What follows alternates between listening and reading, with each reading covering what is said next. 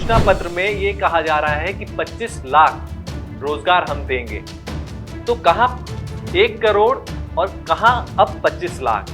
शिवराज सिंह चौहान को दरकिनार कर उन्हीं का मॉडल अगर आप यहां पर महाराष्ट्र में लाते हैं, तो आप उस रोडमैप को कैसे तैयार करेंगे। प्रधानमंत्री नरेंद्र मोदी खुद हो, वो ये आरोप लगा रहे थे कि ये फ्रीबीज हैं।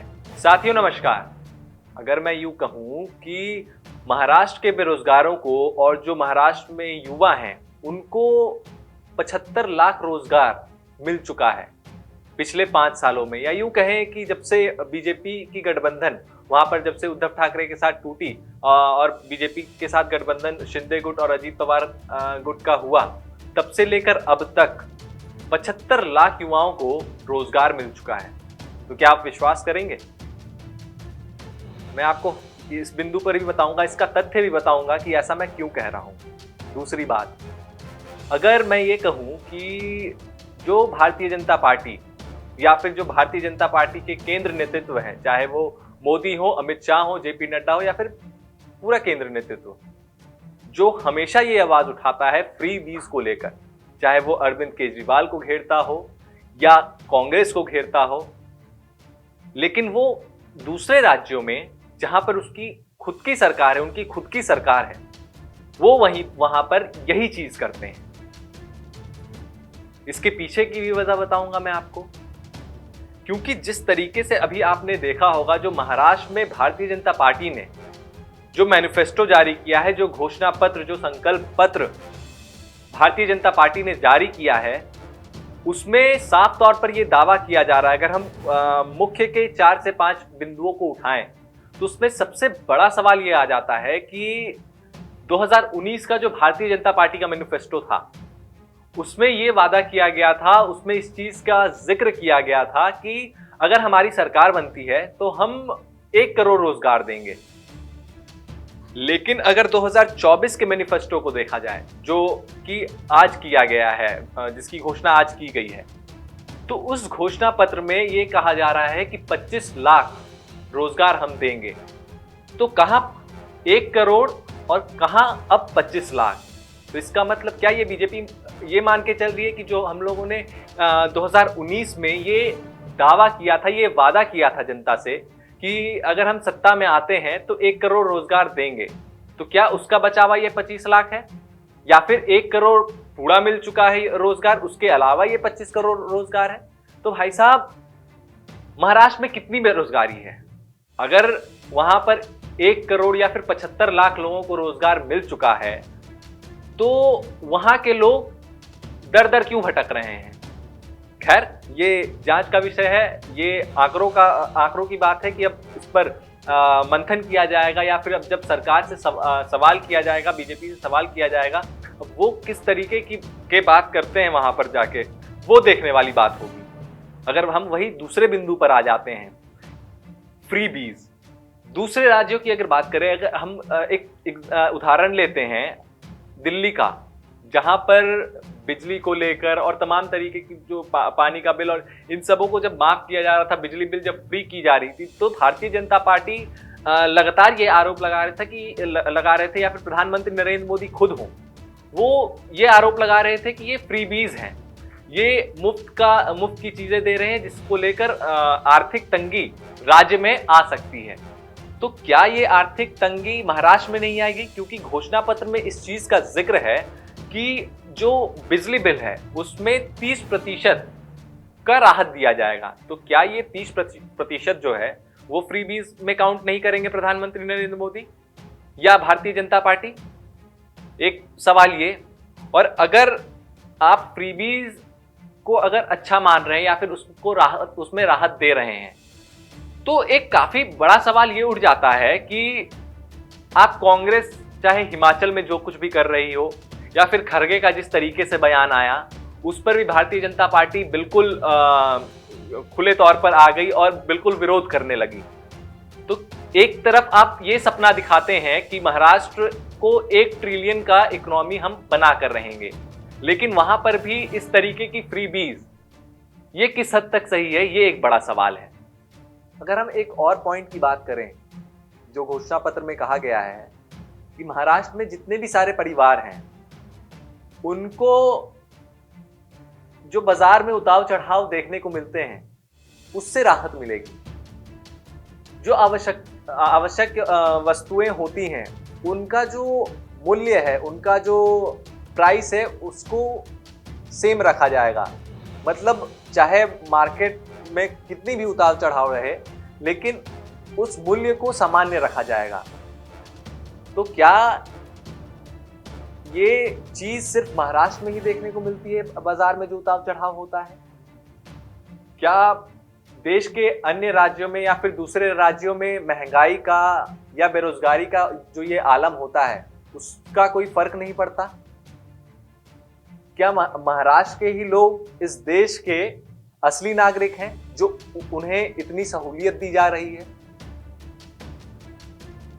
ये बड़ा सवाल इसलिए हो जाता है क्योंकि अगर हम बात करें जो लोग इस तरीके की बातें करते हैं या जो अन्य राज्यों से लोग जो बिलोंग करते हैं, चाहे हम वो बात बिहार की करें जहां पर कहा जाता है कि गरीबी सबसे ज्यादा देखी जाती है, या आप झारखंड कह लें जहां पर काफी अगर बाजार में उतार चढ़ाव होता है तो गरीब लोगों को, जो स्लम एरिया में रहते हैं, जो ग्रामीण क्षेत्रों में जो लोग रहते हैं, उनको खासा दिक्कतों का सामना करना पड़ता है।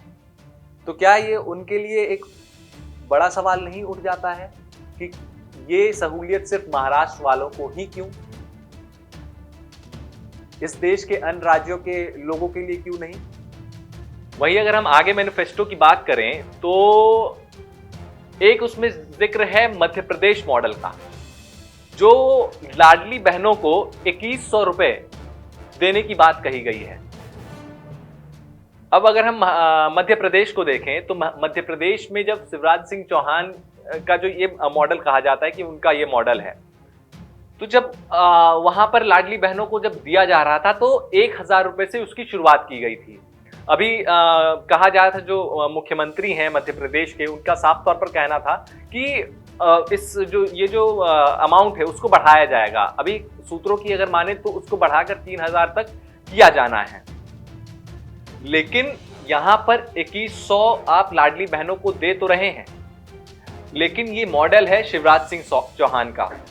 शिवराज सिंह चौहान को दरकिनार कर कर उन्हीं का मॉडल अगर आप यहां पर महाराष्ट्र में लाते हैं तो आप उस रोड मैप को कैसे तैयार करेंगे?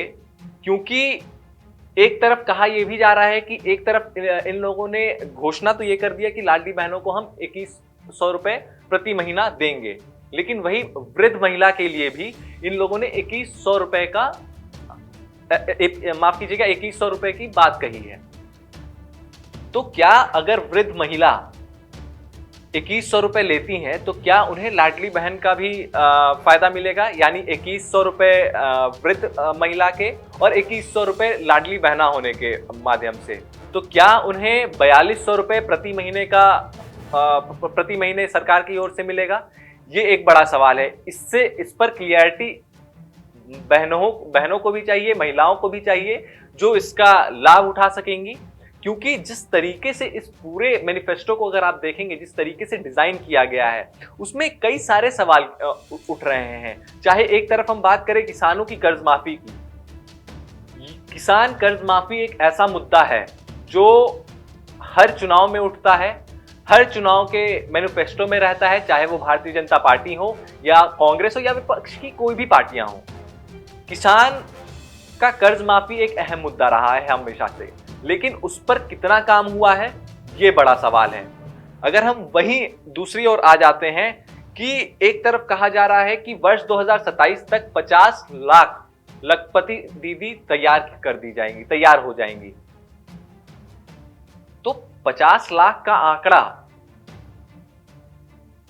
बोलने में तो काफी अच्छा लगता है, लेकिन क्या महाराष्ट्र गवर्नमेंट, महाराष्ट्र सरकार इतना कैपेबल है? क्या उसकी आर्थिक स्थिति इतनी मजबूत है कि एक तरफ तो आप सपना देख रहे हैं 1 ट्रिलियन इकोनॉमी का, लेकिन आप फ्रीबीज कह लें या फिर लखपति दीदी को सहायता मूल्य राशि कह लें या फिर लखपति दीदी 50 लाख लखपति दीदी, आप कल्पना कीजिए अगर 50 लाख लखपति दीदी बनाई जाती हैं तो कितना खर्च होगा। तो कई सारे सवाल हैं और कहीं ना कहीं इन सवालों में अब भारतीय जनता पार्टी लगातार घिरते हुए दिख रही हैं। लेकिन क्या ये जो दावे हैं, ये जो वादे हैं भारतीय जनता पार्टी के, वो कितना काम कर पाता है, ये बड़ा सवाल है। क्योंकि जिस तरीके से वहां के अगर राजनीतिक समीकरण की बात करें तो एक तरफ शिंदे गुट है, दूसरे तरफ अजीत पवार गुट है, तो वहीं बीजेपी।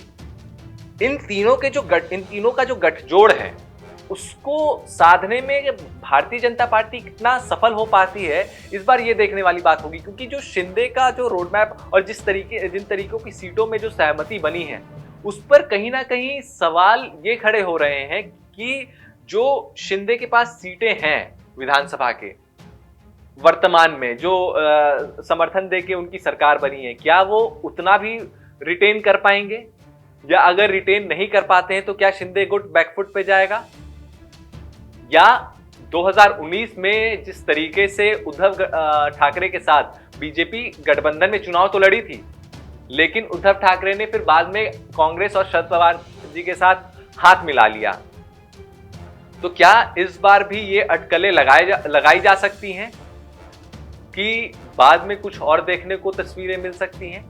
ये काफी बड़ा सवाल है। क्योंकि जिस तरीके से वहां पर राजनीतिक समीकरण चल रहे हैं, एक तरफ शरद पवार कहते हैं कि ये शायद मेरा आखिरी चुनाव होगा, या फिर अब ये वाला चुनाव अब मैं नहीं लड़ूंगा, अब आगे के लोग लड़ेंगे।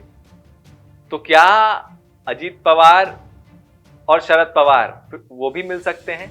काफी सारी अटकलें हैं, काफी सारे अटकलों के बीच में, अटकलों के बाजार में, राजनीतिक बाजार में कई सारी चीजें चल रही हैं। लेकिन इसका अब सॉल्यूशन क्या निकल कर आता है वो अब नतीजों के बाद ही पता लगेगा। खैर, ये वीडियो कैसा लगा ये लाइक करके, कमेंट करके जरूर बताइएगा और चैनल को सब्सक्राइब करना ना भूलें।